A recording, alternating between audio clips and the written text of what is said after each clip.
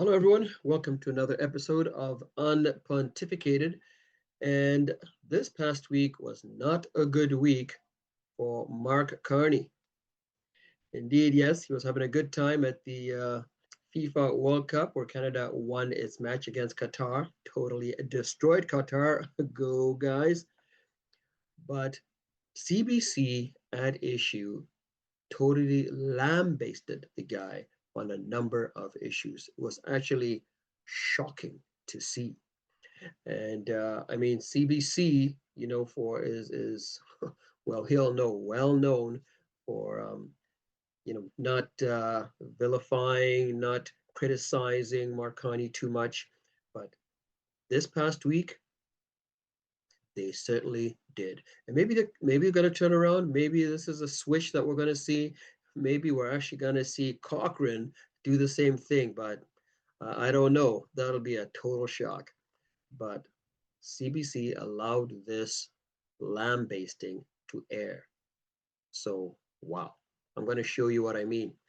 But first, let's take a look at what, just a reminder of a message on what the House of Commons is that Pierre Poilievre told Joe Rogan when he was on the Joe Rogan Experience. Listen to this.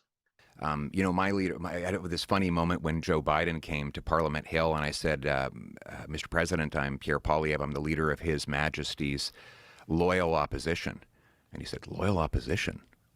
How can you be loyal and opposition at the same time? It's like, what the hell are you talking about? And because you guys have a system based on a republic, whereas ours is the British system.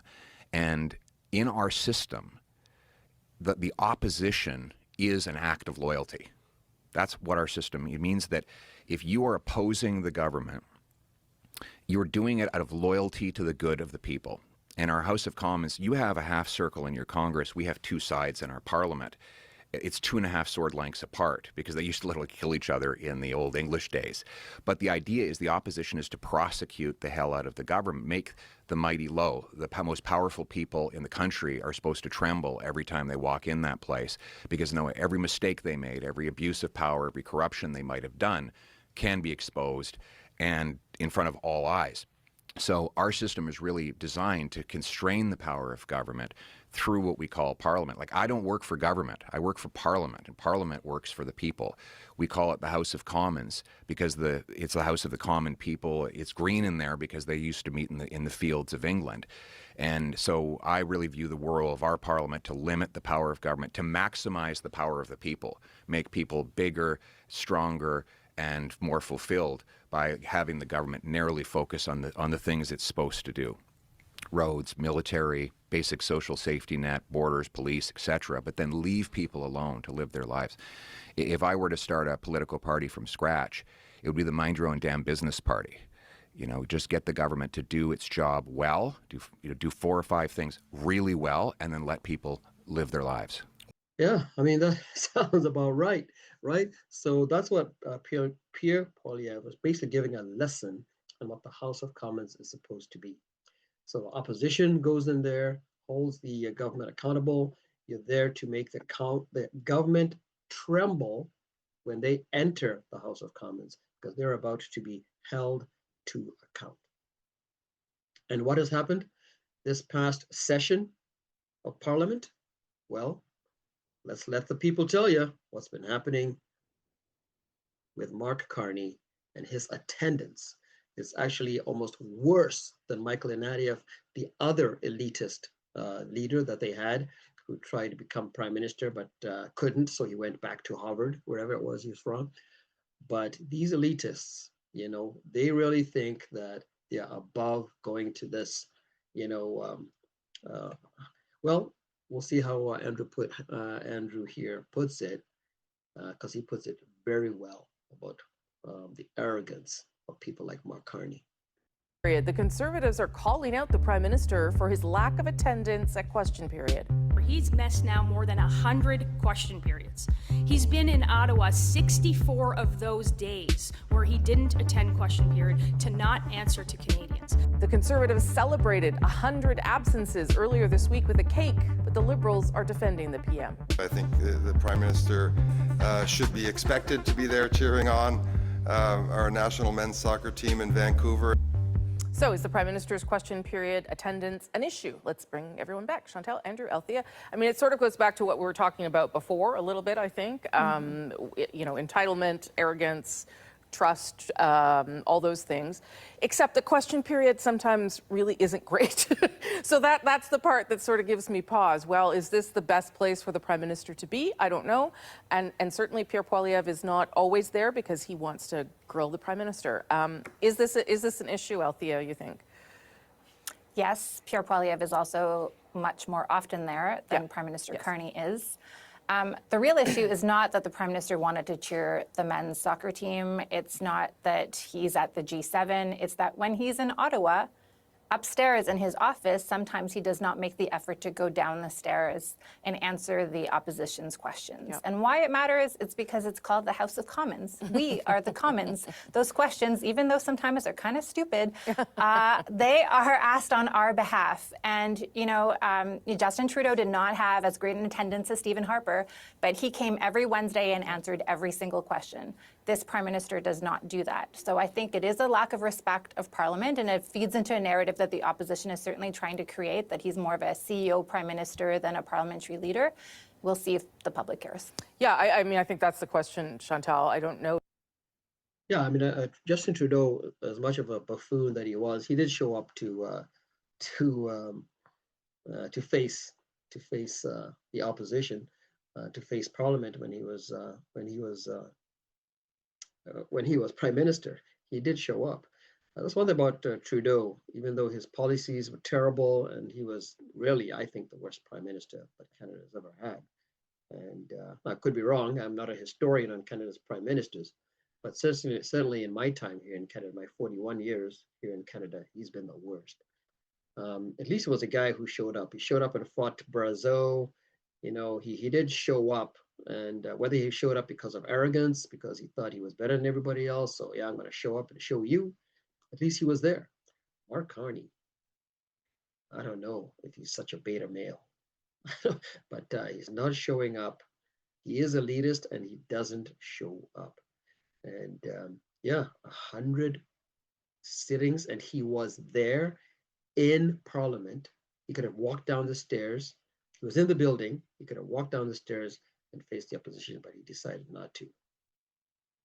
I think it's time for the Senate or whoever a law that you have to be there at least 75% of the time, or they're going to call an election. If people care how question period unfolds, and if the Prime Minister is there, and maybe it doesn't matter if they care or not. Maybe he should be there because that's part of his job. I don't think the measure of saying it's okay to dodge question period is whether people care or not. Yeah. It is whether you have some respect. You cannot be the person who is preaching around the world respect for institutions and then treat the institution where you are accountable as a place that is of no interest to you. Exactly.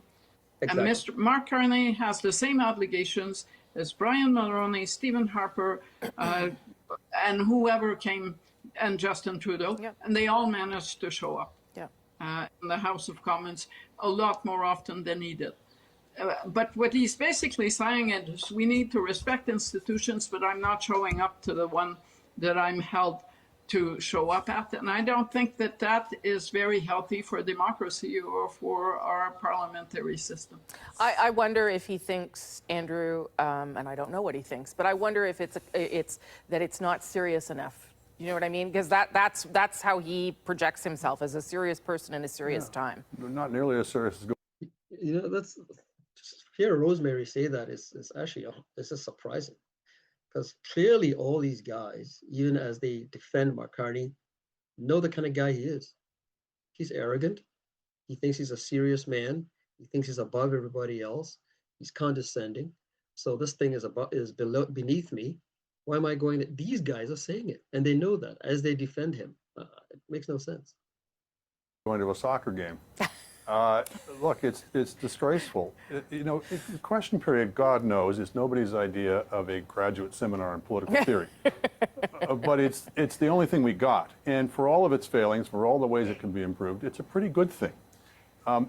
If Donald Trump, instead of being questioned by the polite, respectful reporters of the White House press corps who are trying to be fair to him, had to stand up every day and be questioned by skilled political opponents who are not trying to be fair, who are trying to catch him out, who are trying to throw him off his game, he'd be in a very different position and a much more accountable position.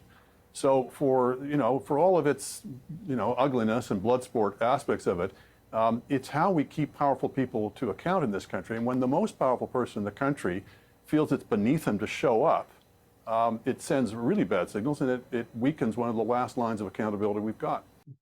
So that was just the first slam vilification of Mark Carney that was there on At Issue this past week. Actually, that was the second slam. I left the first one for last because I thought it was really interesting because it speaks to the mind of Canadians.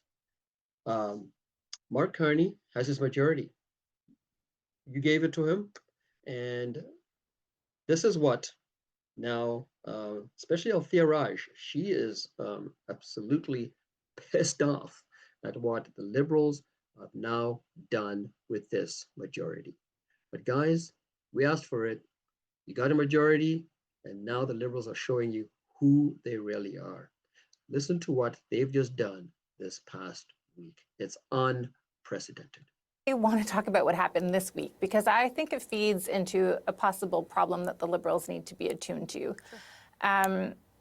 Last week, Michael Sabia, speaking at the Eurasia Group, this is the clerk of the Privy Council, talked about one of the things the Carney government has that's an asset, which is trust from the public. And we have seen some softening of poll numbers in the sense that the NDP is rising. That's great news for the Conservatives, even though they're not doing so great. What happened this week is that the Liberals decided to use their majority to shut down debate and pass legislation that is very controversial, bills that were not studied, in some cases had no witnesses that even testified as to whether this was good or bad. In a finance bill, there were measures that basically give cabinet the right to overrule the health minister who decides that a pesticide is too toxic for the environment and should not be allowed to be used under any circumstances. We had the lawful access bill that has gotten a bit more attention across the country.